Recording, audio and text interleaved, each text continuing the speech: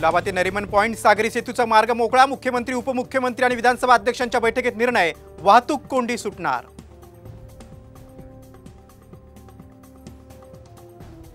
महापालिकेच्या e buses 6 महिन्यांपासून धूळ खात पडून मुख्यमंत्र्यांच्या हस्ते झालं होतं बसेसचं लोकार्पण। बसेस भंगारात विकण्याचा ठाकरे गटाचा इशारा। राज्य सरकारी कर्मचाऱ्यांप्रमाणे एसटी कर्मचाऱ्यांना वेतन मिळावं, मागणीसाठी एसटी कर्मचारी आक्रमक। 9 आणि 10 जुलैला आझाद मैदानात आंदोलनाचा इशारा।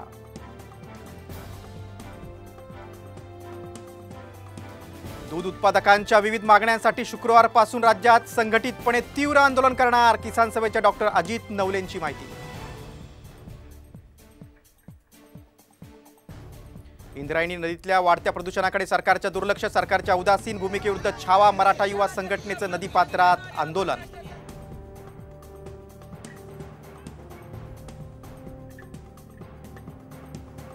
पुणे पार्टी प्रकरणाला नवीन वळण। पुण्यातील L3 मध्ये झालेला पार्टी ड्रग्ज पेडलरचा सहभाग। पार्टीत अंमली पदार्थ पुरवणाऱ्या ड्रग्ज पेडलरचा शोध सुरू।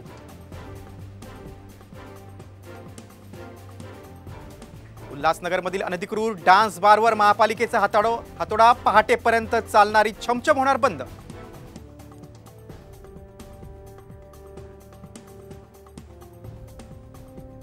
दिव्यांगांसाठी आरक्षित रेल्वे डब्यात इतर प्रवाशांचीच जास्त गर्दी। नियम मोडणाऱ्या प्रवाशांवर कारवाई करणार का? दिव्यांगांचा रेल्वे प्रशासनाला सवाल।